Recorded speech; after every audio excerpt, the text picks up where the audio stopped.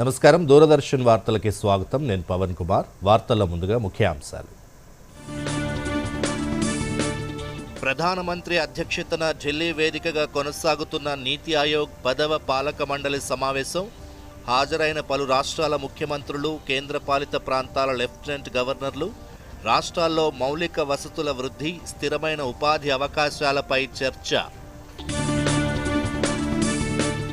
నీతి ఆయోగ్ సమావేశంలో తెలంగాణ రైజింగ్ డాక్యుమెంట్ను ఆవిష్కరించనున్న రేవంత్ రెడ్డి 2047 నాటికి రాష్ట్ర లక్ష్యాలు, ప్రభుత్వ సంకల్పాన్ని వివరించనున్న తెలంగాణ ముఖ్యమంత్రి. నేషనల్ హెరాల్డ్ కేసులో సీఎం రేవంత్ రెడ్డి పేరు ఉండడం తెలంగాణకి అవమానకరమన్న కేటీఆర్. ముఖ్యమంత్రి పదవికి స్వచ్ఛందంగా రాజీనామా చేసి విచారణకు సహకరించాలని డిమాండ్. బీఆర్ఎస్ అధినేత కేసీఆర్కు తానే లేఖ రాశానని స్పష్టం చేసిన ఎమ్మెల్సీ కవిత.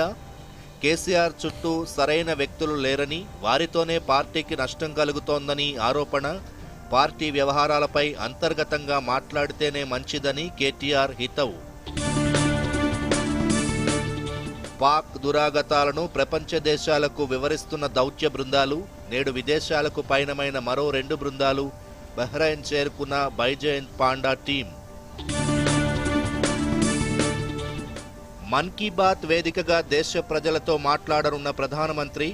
రేపు ఉదయం 11 గంటలకు దూరదర్శన్, ఆకాశవాణి కేంద్రాల్లో ప్రధాని ప్రసంగం ప్రసారం. కేరళను తాకిన నైరుతి రుతుపవనాలు. జూన్ 2వ వారం నుంచే విస్తారంగా వర్షాలు కురుస్తాయన్న వాతావరణ శాఖ. ఇక వివరాల్లోకి వెళ్తే, ఢిల్లీలోని భారత్ మండపంలో ప్రధానమంత్రి నరేంద్ర మోదీ అధ్యక్షతన నీతి ఆయోగ్ 10వ పాలక మండలి సమావేశం కొనసాగుతోంది. ఈ సమావేశానికి సీఎం రేవంత్ రెడ్డి సహా వివిధ రాష్ట్రాల ముఖ్యమంత్రులు, కేంద్రపాలిత ప్రాంతాల లెఫ్టినెంట్ గవర్నర్లు, కేంద్ర మంత్రులతో పాటు నీతి ఆయోగ్ వైస్ చైర్మన్, సీఈఓ సభ్యులు హాజరయ్యారు. ఈ సమావేశంలో రాష్ట్రాలు, కేంద్రపాలిత ప్రాంతాలు ఎదుర్కొంటున్న అభివృద్ధి సవాళ్లను చర్చించడంతో పాటు వికసిత్ భారత్ లక్ష్య సాధనలో రాష్ట్రాల పాత్రపై ప్రధానంగా చర్చించనున్నారు.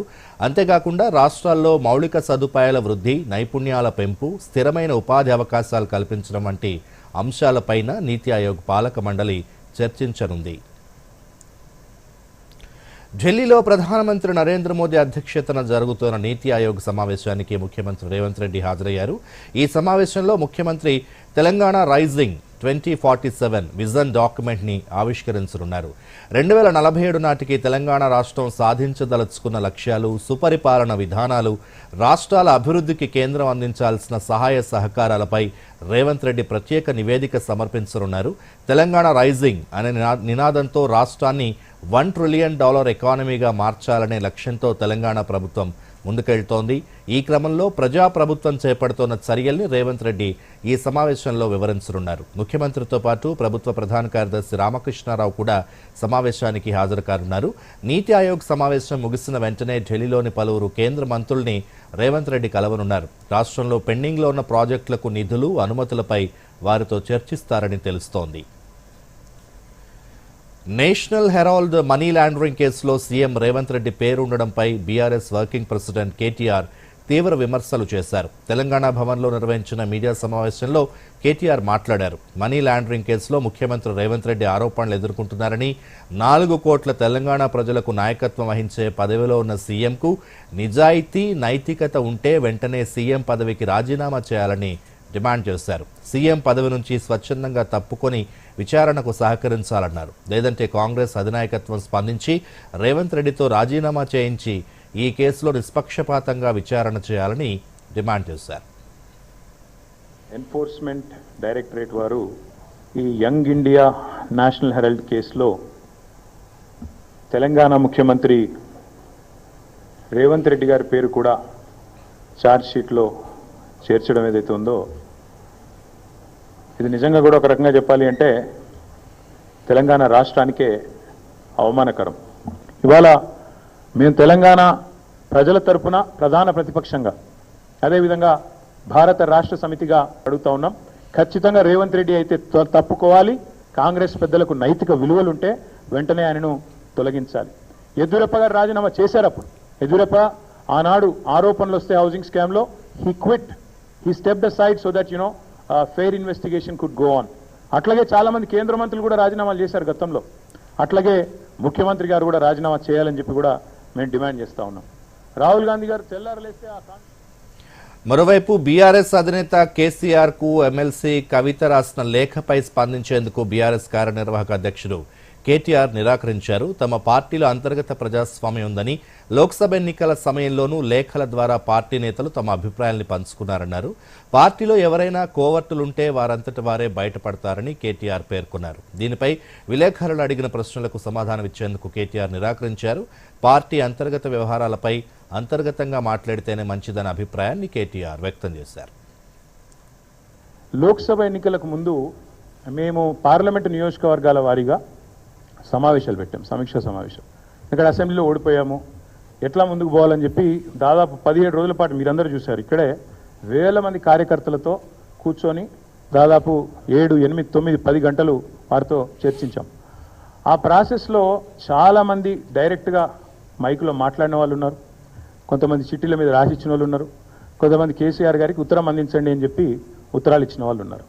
కాబట్టి మా పార్టీలో we encourage open culture, democracy కాబట్టి, డెమోక్రాటిక్ పార్టీ కాబట్టి, ప్రజాస్వామిక స్ఫూర్తి ఉన్న పార్టీ కాబట్టి మా పార్టీ అధ్యక్షుల వారికి ఎవరైనా సూచనలు చేయాలనుకుంటే ఉత్తరాలు రాయొచ్చు. అదేదో చాలా గొప్ప విషయం అన్నట్టు మీరందరూ అంత బాధపడిపోవాల్సిన అవసరం ఏం లేదు.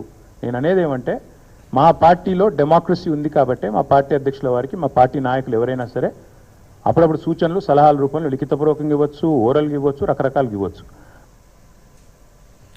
రాష్ట్ర రాజకీయాల్లో తీవ్ర చర్చనీయాంశంగా మారిన లేఖపై బీఆర్ఎస్ ఎమ్మెల్సీ కవిత స్పష్టతనిచ్చారు. పార్టీ అధినేత తన తండ్రి కేసీఆర్ కు ఆ లేఖ తానే రాశారని చెప్పారు. అమెరికా పర్యటన ముగించుకుని హైదరాబాద్ చేరుకున్న కవిత శంషాబాద్ ఎయిర్పోర్ట్లో మీడియాతో మాట్లాడారు. 2 నెలల కిందట తాను రాసిన లేఖ ఇప్పుడు బయటకొచ్చిందని, దీని వెనుక ఎవరున్నారో తనకు తెలియదన్నారు. రాష్ట్రంలో తాను లేని సమయంలో లేఖ బయటకు రావడం వెనుక ఎవరో ఉన్నారని అనుమానం వ్యక్తం చేశారు. వరంగల్ సభ తర్వాత 2 వారాల క్రితం లేఖ రాశారని, అయితే తాను కేసీఆర్కి ఇలా లేఖ రాయడం ఇదే తొలిసారి కాదని తరచూ రాస్తూ ఉంటారన్నారు. ఇందులో వ్యక్తిగత ఎజెండా ఏదీ లేదన్నారు. పార్టీలో నాయకులు అనుకుంటున్న విషయాలనే లేఖలో ప్రస్తావించారన్నారు. తన లేఖపై బీజేపీ, కాంగ్రెస్ పార్టీలు సంబరపడాల్సిన అవసరం లేదని కవిత విమర్శించారు. పార్టీ అంతర్గత విషయాలపైనే లేఖలో ప్రస్తావించారన్నారు. పార్టీలో చిన్న చిన్న లోపాలను చర్చించుకోవాల్సిన అవసరం ఉందనే విషయాన్నే లేఖలో ప్రస్తావించారని చెప్పారు. కేసీఆర్ చుట్టూ సరైన వ్యక్తులు లేరని, వారి వల్లే పార్టీకి నష్టం జరుగుతోందన్నారు. కేసీఆర్ నాయకత్వంలోనే బీఆర్ఎస్ పార్టీ ముందుకెళ్తుందని, ఆయన నేతృత్వంలోనే రాష్ట్రం బాగుపడుతుందన్నారు. Written a letter to my father 2 weeks back. I don't know how and why it got out. I believe it is a handiwork of some cohorts in the party. But I had written nothing but about strengthening the party and about strengthening sir, our leader and my leader, KCR Garu's leadership.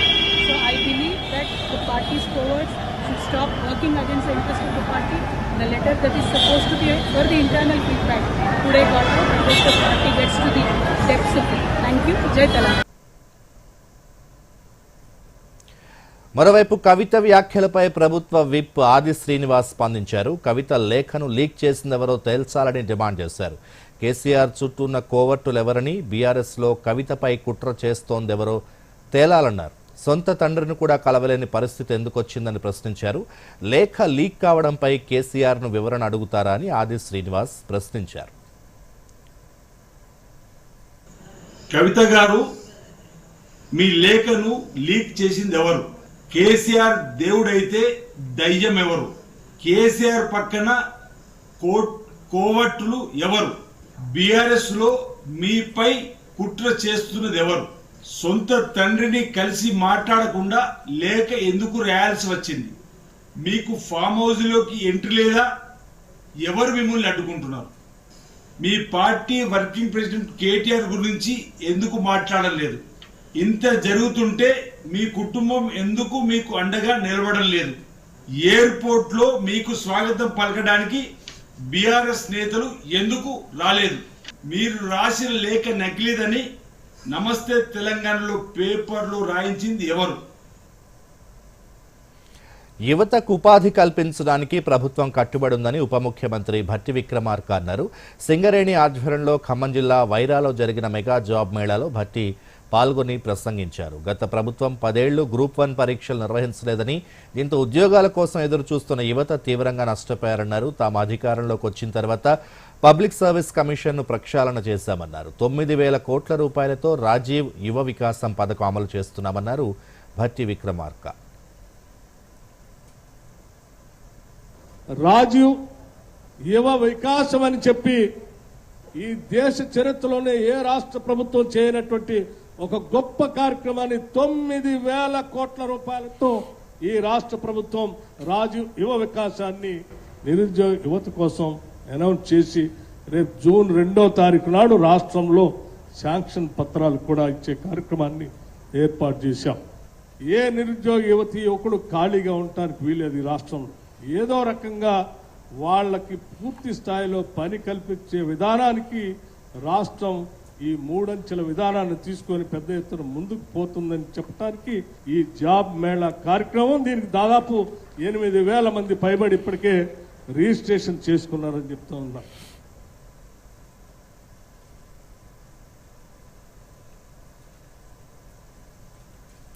Telangana నీటి హక్కుల్ని కాలరాస్తూ Godavari జలాల్ని ఎత్తుకుపోయేందుకు AP ప్రభుత్వం కుట్రలు చేస్తోంటే తెలంగాణ ప్రభుత్వం ఏం చేస్తోందని BRS MLA Harish Rao ప్రశ్నించారు.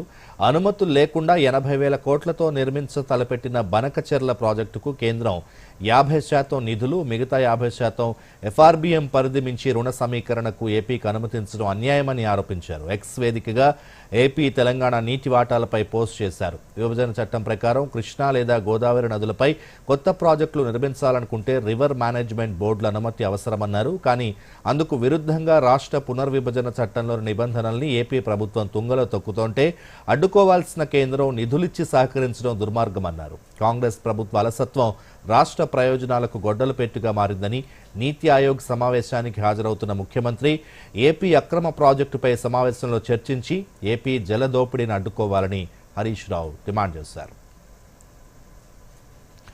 Congress party ప్రజల్లో విశ్వాసం కోల్పోయిందని బీజేపీ ఎంపీ డీకే అరుణ ఆరోపించారు. పార్టీ రాష్ట్ర కార్యాలయంలో నిర్వహించిన మీడియా సమావేశంలో డీకే అరుణ మాట్లాడారు. కాంగ్రెస్ అధికారంలోకి వస్తే బీఆర్ఎస్ అవినీతిని ఎండగడతామని ప్రకటించిన రేవంత్ రెడ్డి ఇప్పటి వరకు ఎటువంటి చర్యలు ఎందుకు తీసుకోలేదని ప్రశ్నించారు. ఆమె ఒకరిపై ఒకరు అవినీతి ఆరోపణలు చేసుకుంటూ ప్రజల్ని బీఆర్ఎస్, కాంగ్రెస్ పార్టీలు మోసం చేస్తున్నాయని ఎంపీ డీకే అరుణ విమర్శించారు.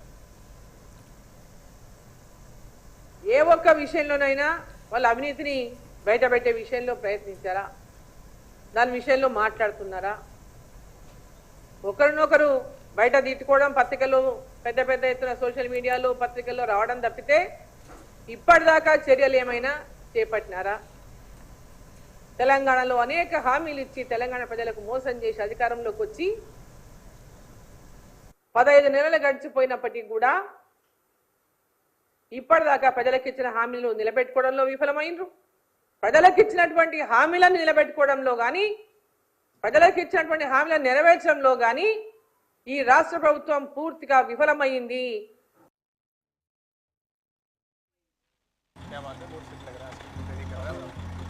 మూడు నెలల్లో డబ్బు డబుల్. వారేవా, ఫాస్టే కాక హై రిటర్న్స్ కూడా. భలే స్కీమ్ కదా. నిన్న లేదు ఇది ఇక్కడ. అలాగే రేపు ఉండదు కూడా. నువ్వు ఎప్పుడైనా 5 ఓవర్లలో డబుల్ సెంచరీ కొట్టావా? ఇలాంటి స్కీమ్ల ప్రలోభానికి లొంగిపోతే మనం మోసపోగలం. ఆర్బీఐ అంటుంది మీ డబ్బుని సురక్షితంగా ఉంచుకోండి, తెలివిగా పెట్టుబడి పెట్టుకోండి. ఎక్కువ రిటర్న్స్ వెనకాల పడితే రిస్క్ కూడా అంతే ఎక్కువ ఉంటుంది. ఇంకా ఫాస్ట్ రిటర్న్స్ తో జాగ్రత్త. ఇంకా ఫాస్ట్ బౌలింగ్ తో కూడా. ఆర్బీఐ అంటుంది విషయాలు తెలుసుకోండి, జాగరూకంగా ఉండండి. వార్తలకి తిరిగి స్వాగతం. తెలంగాణ పాలిసెట్ 2025 ఫలితాలు విడుదలయ్యాయి. ఈ ఫలితాల్ని రాష్ట్ర సాంకేతిక విద్య కమిషనర్ విడుదల చేశారు. 84.33% మంది విద్యార్థులు ఉత్తీర్ణత సాధించారు. ఈ పరీక్షలకు 53,085 మంది బాలురు హాజరు కాగా 42,836 మంది 80.69% ఉత్తీర్ణత సాధించారు. అలాగే 45,773 మంది బాలికలు హాజరు కాగా 40,528 మంది 88.54% ఉత్తీర్ణత సాధించారు. 2025 పాలిసెట్లో మొత్తం 120 మార్కులకు పరీక్షలు నిర్వహించగా అందులో 36 మార్కులు వచ్చిన అభ్యర్థులు ఉత్తీర్ణత సాధించారు. అలాగే ఎస్సీ ఎస్టీలకు 1 మార్కు తక్కువతో 35 మార్కులకు పాలిసెట్ అర్హత పొందారు. అయితే ఈ పరీక్షల్లో ఉత్తీర్ణత సాధించిన అభ్యర్థులకు మెరిట్ ర్యాంకులు కేటాయించారు. కాళేశ్వరం సరస్వతి పుష్కరాలకు భక్తులు పోటెత్తుతున్నారు. 26వ తేదీతో పుష్కరాలు ముగుస్తున్న నేపథ్యంలో పుణ్యస్నానాలకు తరలివచ్చే వారితో త్రివేణి సంగమం కిటకిటలాడుతోంది. కాళేశ్వర ముక్తేశ్వర స్వామి దర్శనానికి సైతం భక్తులు అధిక సంఖ్యలో తరలివస్తున్నారు. నిన్న ఒక్కరోజే 1,50,000 మంది భక్తులు కాళేశ్వరానికి వచ్చినట్లు అధికారులు తెలిపారు. ఇప్పటివరకు సుమారు 1,50,000 మందికి పైగా భక్తులు పుణ్యస్నానాలు ఆచరించారని, పుష్కరాలు ముగింపు దశకు చేరుకోవడంతో భక్తుల తాకిడి మరింతగా పెరుగుతోందన్నారు. పహల్గాం దాడికి సమాధానంగా భారత బలగాలు ఆపరేషన్ సింధూర్ చేపట్టి పాకిస్తాన్తో పాటు పాక్ ఆక్రమిత కశ్మీర్లోని ఉగ్రస్థావరాల్ని ధ్వంసం చేశాయి. ఉగ్రవాదులకు అండగా యుద్ధానికొచ్చిన దాయాదికి భారత సైన్యం తగిన బుద్ధి చెప్పింది. అంతటితో విశ్రమించకుండా పాక్పై దౌత్య పోరాటానికి భారత్ సిద్ధమైంది. ఇందులో భాగంగా పాక్ దురాగతాల్ని ఎండగట్టడానికి అఖిల పక్షానికి చెందిన ప్రజాప్రతినిధుల బృందాలు ఆయా దేశాల్లో పర్యటిస్తున్నాయి. తాజాగా మరో 4 బృందాలు విదేశాలకు బయలుదేరనున్నాయి. ఈ నేపథ్యంలో కాంగ్రెస్ నేత శశి థరూర్, బీజేపీ సీనియర్ నేత రవిశంకర్ ప్రసాద్, ఎన్సీపీ నేత సుప్రియా సూలే, బీజేపీ నేత బైజయంత్ పాండా నేతృత్వం వహిస్తున్న బృందాలతో విదేశీ వ్యవహారాల కార్యదర్శి విక్రమ్ మిశ్రీ భేటీ అయ్యారు. ప్రపంచ దేశాల నేతలకు వివరించాల్సిన అంశాలపై బ్రీఫింగ్ ఇచ్చారు. కాగా 2 గ్రూపులు తాజాగా విదేశాలకు బయలుదేరాయి. ఈ 2 గ్రూపులు Bahrain, Kuwait, Saudi Arabia, Algeria, Panama, Guyana, Brazil, కొలంబియాలో పర్యటించనున్నాయి.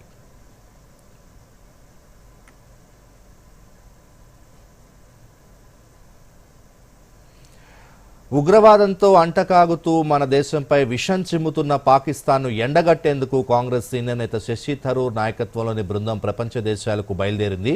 ఈ సందర్భంగా దేశం తరపున గళం విప్పేందుకు వెళ్తున్నామంటూ ఆయన ఒక వీడియోను ఎక్స్ వేదికగా పంచుకున్నారు. గయానా, పనామా, కొలంబియా, బ్రెజిల్, అమెరికాకు వెళ్లే అఖిలపక్ష బృందానికి తాను నాయకత్వం వహిస్తున్నానని, ఉగ్రవాదులకు వ్యతిరేకంగా భారతదేశ వాణిని ప్రపంచ దేశాలకు వినిపిస్తామన్నారు. ఉగ్రవాదులు పేటరేగిపోతుంటే భారత్ మౌనంగా ఉండదనే సందేశాన్ని ఇస్తామన్నారు. భారత ప్రజాప్రతినిధులుగా ఇది తమ బాధ్యత అన్నారు. వాస్తవానికి దూరంగా ఎలాంటి ప్రకటనలు చేయబోమని, ప్రపంచంలో శాంతి, ప్రజాస్వామ్యం, స్వేచ్ఛకి తప్ప ద్వేషం, ఉగ్రవాదానికి చోటు లేదని భారత్ విశ్వసిస్తోందన్న విషయాన్ని ప్రపంచానికి తెలియజేయడమే తమ లక్ష్యమన్నారు. Again, you're aware of our government stand very clearly. During any crisis, there's always contact with those countries that call and reach out. We have taken the same line everywhere. There's been no formal process of mediation either requested or conducted. You call me, I tell you what I'm doing and why I'm doing it, and that's it. Then if you want to go and repeat that to somebody else and they take certain consequences as a result of that, is that called mediation? I don't think so, not in my vocabulary. But in any case, we are always a country that talks in a very constructive way to whoever, as there's a crisis going on. Our foreign minister, if I remember correctly, put it on his own Twitter account every time he had a call with another foreign minister. There are many, many foreign ministers around the world calling him, expressing concern, asking what's going on. జార్ఖండ్లో ఈరోజు తెల్లవారుజామున చోటు చేసుకునే ఎదురుకాల్పుల్లో Maoist నేత, జార్ఖండ్ జన్ముక్తి పరిషత్ అగ్రనాయకుడు పప్పు లోహ్రా మృతి చెందాడు. లతేహార్లో మావోయిస్టులు సంచరిస్తున్నారన్న సమాచారం మేరకు పోలీసులు గాలింపు చర్యలు చేపట్టారని అధికారులు తెలిపారు. దీంతో పోలీసులపైకి మావోయిస్టులు ఎదురుకాల్పులకు దిగడంతో అప్రమత్తమైన పోలీసులు మావోయిస్టులపై కాల్పులు జరిపారని, ఈ ఘటనలో పప్పు లోహ్రాతో పాటు సహాయకుడు ప్రభాత్ గుంజు కూడా మృతి చెందినట్లు పోలీసులు ధృవీకరించారు. వారిద్దరి నుంచి పలు ఆయుధాలను స్వాధీనం చేసుకున్నట్లు చెప్పారు.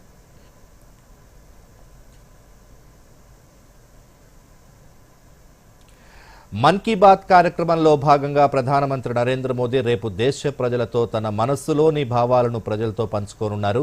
మన్ కీ బాత్ కార్యక్రమం రేపు ఉదయం 11 గంటలకు దూరదర్శన్, ఆకాశవాణిలో ప్రసారమవుతుంది. 122వ మన్ కీ బాత్ సంచిక Doordarshan YouTube, all India radio YouTube ఛానళ్లలో కూడా ప్రసారమవుతుంది. హిందీ ప్రసంగం ముగిసిన వెంటనే తెలుగు అనువాదం దూరదర్శన్ యాదగిరిలో ప్రసారమవుతుంది.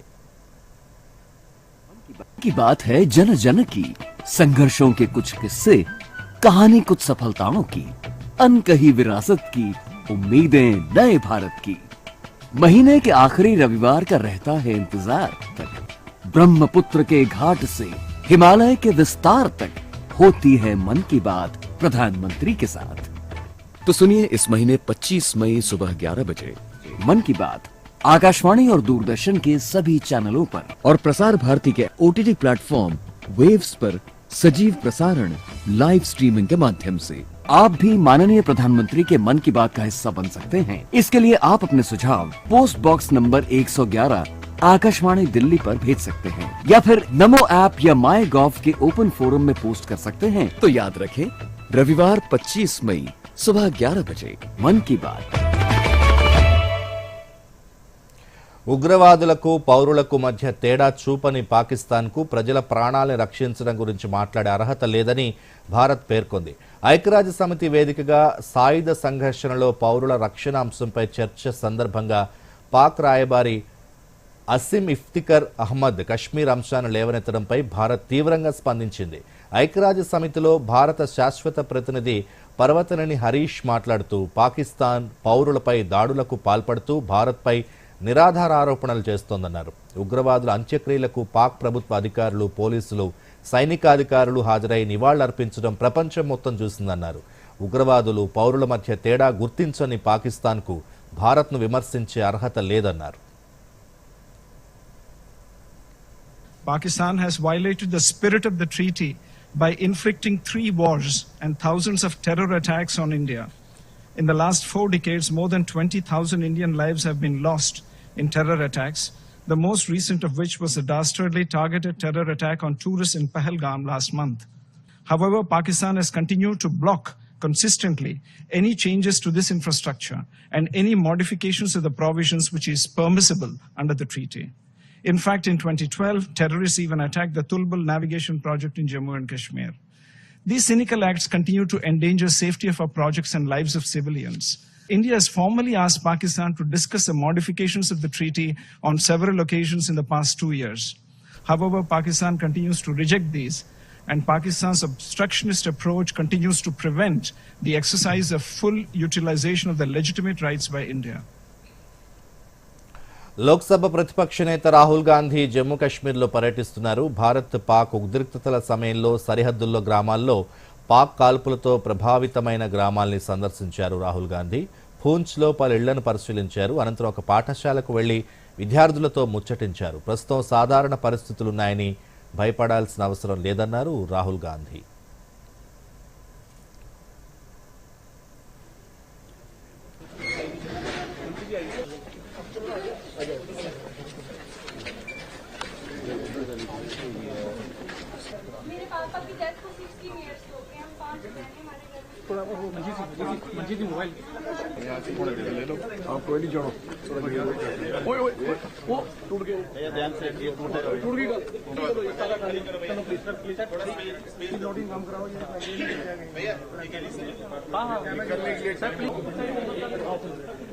खाली करो यार सब इसको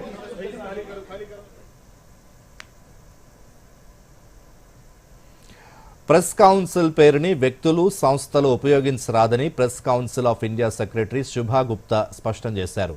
ప్రెస్ కౌన్సిల్కు ఏ రాష్ట్రంలో కూడా బ్రాంచ్ లేదన్నారు. ప్రెస్ కౌన్సిల్ కార్యాలయం దేశ రాజధానిలో మాత్రమే ఉందన్నారు. ప్రెస్ కౌన్సిల్ పేరుని స్థానిక సంస్థలు, ప్రభుత్వ అసోసియేషన్లు వినియోగించకుండా తగు చర్యలు తీసుకోవాలని, ఈ మేరకు ఉత్తర్వులు జారీ చేయాలని అన్ని రాష్ట్రాల సీఎస్లకు శుభా గుప్తా లేఖ రాశారు. కేంద్ర ప్రభుత్వ అనుమతి లేకుండా ఏ ఇతర సంస్థ కూడా ప్రెస్ కౌన్సిల్ని వినియోగించరాదని ఇప్పటికే కేంద్ర న్యాయ వ్యవహారాల మంత్రిత్వ శాఖ కూడా అభిప్రాయపడిన విషయాన్ని శుభా గుప్తా లేఖలో ప్రస్తావించారు.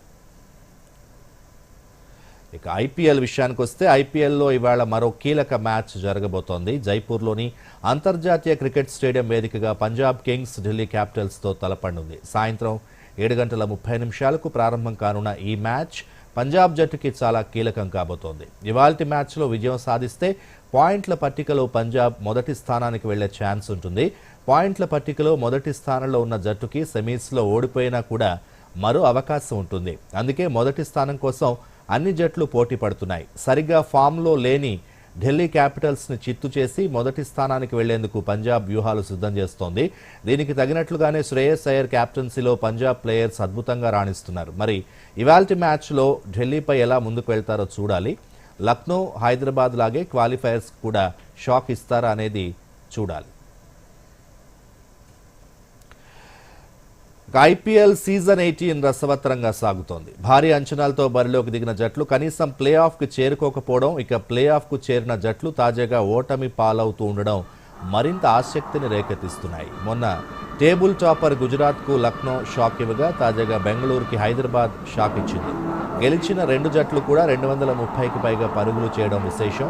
ప్లే ఆఫ్స్కి దారులు మూసుకుపోయాక హైదరాబాద్ అదరగొడుతోంది. గత మ్యాచ్లో లఖ్నౌను మట్టి కరిపించిన కమిన్స్ సేన ఇప్పుడు బెంగళూరుపై 42 పరుగుల తేడాతో ఘన విజయం సాధించింది. టాస్ గెలిచి ఫీల్డింగ్ ఎంచుకున్న బెంగళూరు హైదరాబాద్ని కట్టడి చేయలేకపోయింది. ఇషాన్ కిషన్ 94 పరుగులతో రాణించడంతో హైదరాబాద్ 6 వికెట్ల నష్టానికి 231 పరుగులు చేసింది. అనంతరం బెంగళూరు 19.5 ఓవర్లలో 189 పరుగులకే ఆల్అవుట్ అయింది. ఓపెనర్లు ఫిన్సాల్ట్, కోహ్లీ నుంచి మంచి ఆరంభమే లభించినా ఆ తర్వాత వచ్చిన బ్యాట్స్మెన్ విఫలం కావడంతో బెంగళూరుకి ఓటమి తప్పలేదు.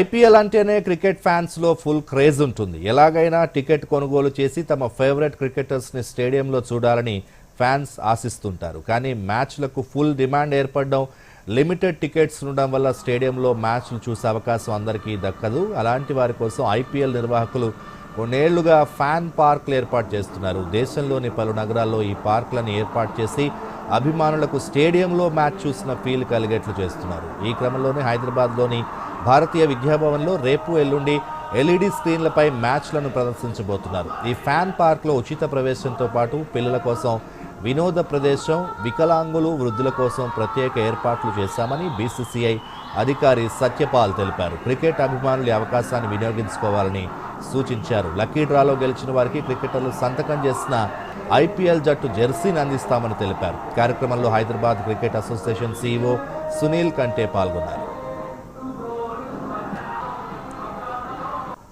With the help of Hyderabad Cricket Association, BCCI has planned to organize IPL Fan Park at Bhavan's Cricket Academy. So IPL Fan Park is basically a setup where live IPL matches will be shown on the giant screen. Along with the giant screen, this live IPL matches, there will be few gaming counters, food counter also. All the gaming counters will be free of cost. Also, the entry of this fan park will be free. There will be no charges will be taken for the same.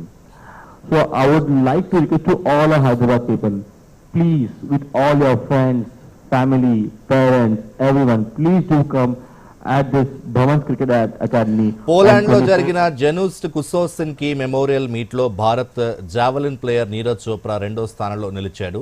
6వ రౌండ్లో నీరజ్ జావలిన్ని 84.14 మీటర్ల దూరం విసిరి 2వ స్థానంతో సరిపెట్టుకున్నాడు. Germany athlete Julian weber జావలిన్ని 86.12 మీటర్లు విసిరి మొదటి స్థానంలో నిలిచాడు. ఇటీవల దోహా డైమండ్ లీగ్లో కూడా వెబర్ 91.6 మీటర్ల దూరం విసిరి మొదటి స్థానంలో నిలవగా నీరజ్ 90.23 మీటర్లు విసిరి 2వ స్థానంతో సరిపెట్టుకున్నాడు.